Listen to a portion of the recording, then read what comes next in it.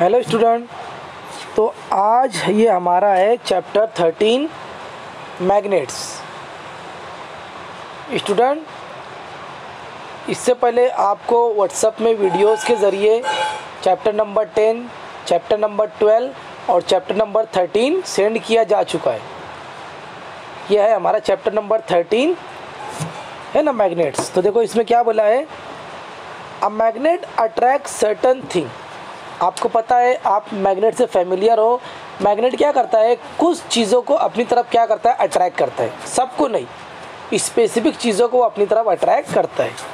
A device called compass is use to know the direction. Compass एक device होता है student, जिसके अंदर एक नीडल होती है और वो नीडल की हेल्प से हमको वो डायरेक्शन बताता है और उसकी मदद से हम डायरेक्शन क्या करते हैं, पता करते हैं। ओके, हाँ। अब यहाँ पे बताया है डिस्कवरी ऑफ मैग्नेट, कि मैग्नेट किस तरीके से डिस्कवर हुआ, हमारे सामने मैग्नेट किस तरीके से आया।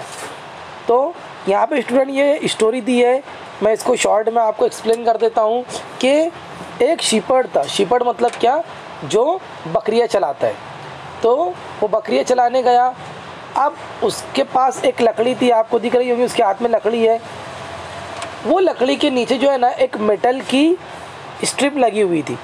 देखो यहाँ पे दिख रही होंगी आपको, ये मेटल की स्ट्रिप क्या है, वो लकड़ी के ऊपर लगी हुई है। अब वो जो मेटल स्ट्रिप थी स्टूडेंट, ये मेटल स्ट्रिप ये, तो अब वो एक स्टोन के ऊपर बैठा, एक जगह बैठा, और उसने जब मेटल की स्ट्रिप को, या फिर उसके हाथ में जो लकड़ी थी उसको जब ज़मीन पे रखा, तो उसकी मेटल की स्ट्रिप क्या हो गई, चिपक गई। अब उसकी मेटल की स्ट्रिप चिपक गई तो वो डर गया कि ऐसा क्यों हो रहा है। अब वो वहाँ पे जितने स्टोन थे उनको जब मारते जाता तो उसकी जो लकड़ी थी, उसके नीचे मेटल की स्ट्रिप थी, वो लकड़ी जहाँ मारता वो चिपक जाती थी।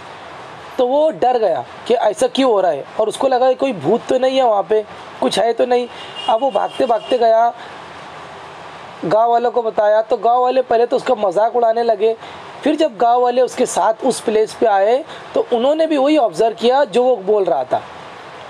तो स्टूडेंट, वहाँ पे वो जो शीपर्ड था, मतलब जो बकरी चलाने वाला था, उसका नाम था, देखो यहाँ पे दिया उसका नाम, क्या नाम है, manganese.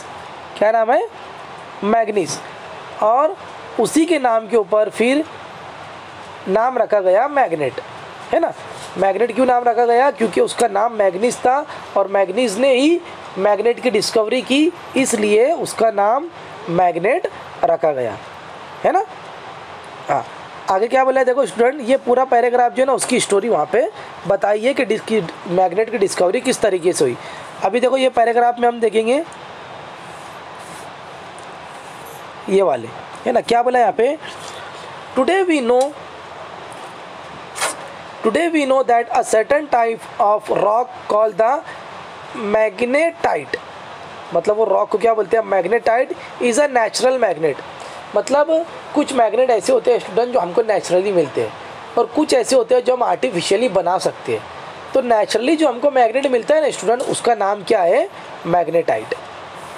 Those of you who have played with a magnet must have realized that it does not attract all kinds of things. Magnet जो होता है वो हर चीज़ को अपनी तरफ अट्रैक्ट नहीं करता। It attract a pin but not a pencil. A magnet possesses an unusual property of attracting certain metal. अब स्टूडेंट एक बात ध्यान में रखो कि ऐसा नहीं है कि मैग्नेट जो वो हर मेटल को अट्रैक्ट करे, ऐसा नहीं है। मैग्नेट जो होता है वो सर्टन मेटल को अपनी तरफ अट्रैक्ट करता है। अब ये क्यों सर्टन मेटल को अट्रैक्ट करता है स्टूडेंट, इसकी डीप स्टडी आपको हायर क्लासेस में आएगी, है ना। अभी बस आपको इतना याद रखना है कि कौन कौन से ऐसे मटेरियल है जिसको मैग्नेट अपनी तरफ अट्रैक्ट करता है। तो क्या बोला, सबसे पहले what is magnet. Magnet actual में है क्या। A magnet is an object that attract other object made up of iron, cobalt और निकल। यहाँ पे स्टूडेंट उसने क्लियरली, एकदम क्लियरली 3 मेटल के नाम बताया है जिसको क्या करता है, मैग्नेट अपनी तरफ अट्रैक्ट करता है, निकल, cobalt and iron. Magnetic material, Material which are attracted by a magnet are called magnetic material. Iron, cobalt and nickel metal are magnetic material. A magnetic material will contain at least one of these metal. मतलब अगर कोई भी material है वो magnet की तरफ attract कर रहा है, इसका सिंपल मीनिंग ये है कि ये तीनों में से एक ना एक मेटल उसके अंदर क्या है, प्रेजेंट है। अगर ये तीनों में से कोई मेटल उसके अंदर प्रेजेंट नहीं रहेगा तो वो मटेरियल मैग्नेटिक मटेरियल नहीं रहेगा, है ना। ठीक है, आगे क्या बोला देखो, नॉन मैग्नेटिक मटेरियल।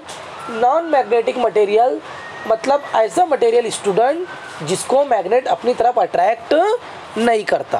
क्या बोला देखो, material that are not attracted by a magnet are called non magnetic material. Wood, plastic, aluminium, zinc and copper metals are non magnetic material. ये ऐसे मटेरियल स्टूडेंट जिनको ऊपर मैग्नेटिक फील्ड का कोई असर नहीं होता, मैग्नेट इनको ना तो अट्रैक्ट करता है ना ही रिपेल करता है ना। अभी एक्टिविटी दी है स्टूडेंट, तो ये आपको आपके घर पे परफॉर्म करना है। इन क्लास में कुछ क्वेश्चन दिए हैं, इसको भी आपको टिक करना है और ये आपका होमवर्क है। आगे बताया है different type of man made material या फिर मैन मेड मैग्नेट।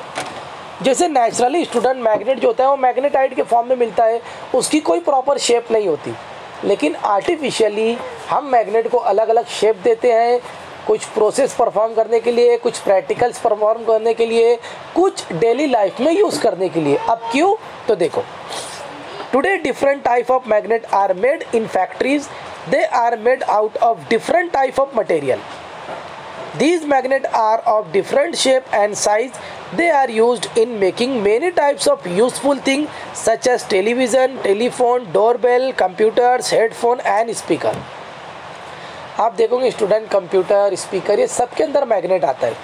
अब आर्टिफिशियली हम क्या करते हैं, मेटल्स को कन्वर्ट करते हैं मैग्नेट में और उनको एक प्रॉपर शेप देते हैं। डिपेंड करता है कि हम कहाँ पे उसको यूज़ करने वाले हैं।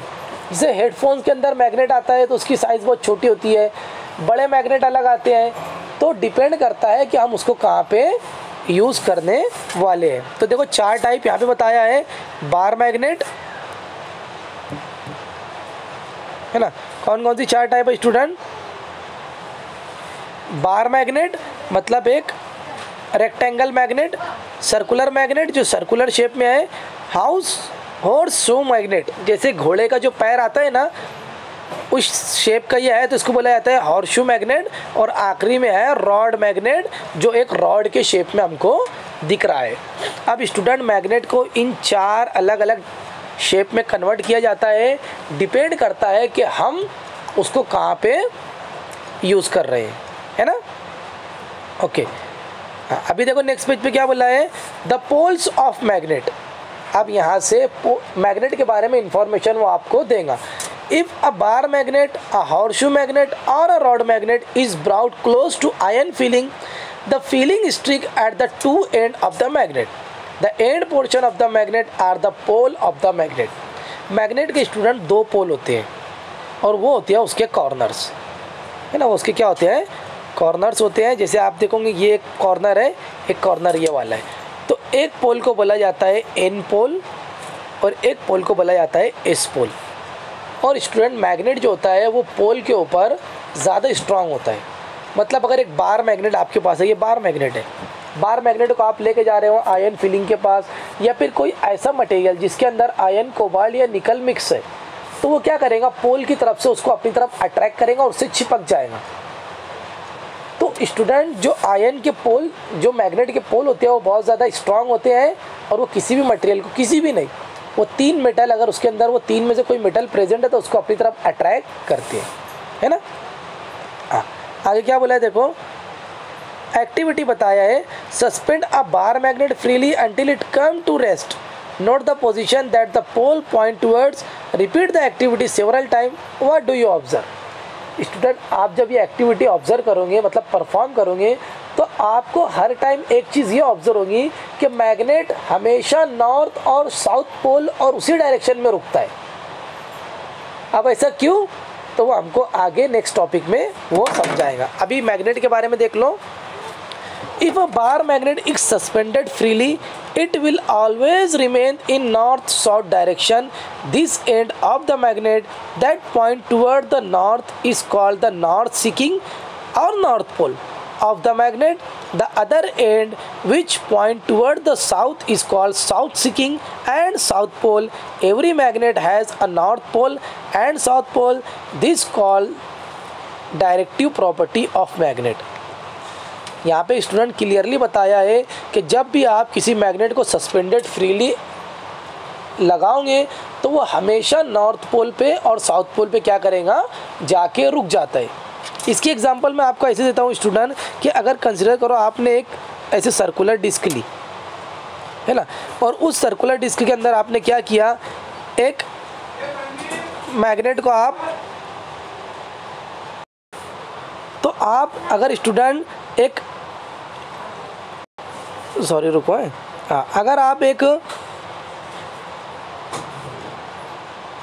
इसको आप डायरेक्शन दे देते हो, फर्ज करो ये है साउथ डायरेक्शन, साउथ नहीं, इसको देते हैं अपने वेस्ट, इसको देते हैं ईस्ट, इसको आप दोगे नॉर्थ और इसको आप दोगे साउथ। अब आप अगर एक स्ट्रिप, मैग्नेटिक स्ट्रिप अगर इसके अंदर फिक्स करते हो, अब जाहिर सी बात है इस मैग्नेटिक स्ट्रिप के अंदर एक नॉर्थ पोल रहेगा, एक साउथ पोल रहेगा।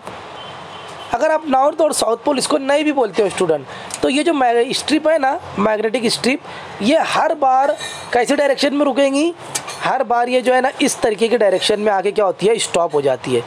आप इसको घुमाओगे ये फिर ऐसे आके स्टॉप होगी, आप फिर घुमाओगे फिर ऐसे आके स्टॉप होगी। इसकी वजह ये होती है स्टूडेंट कि मैग्नेट के अंदर दो पोल होते हैं, नॉर्थ पोल और साउथ पोल, और इसी वजह से ये नॉर्थ और साउथ डायरेक्शन में आके क्या होती है, रुक जाती है, स्टॉप हो जाती है ना।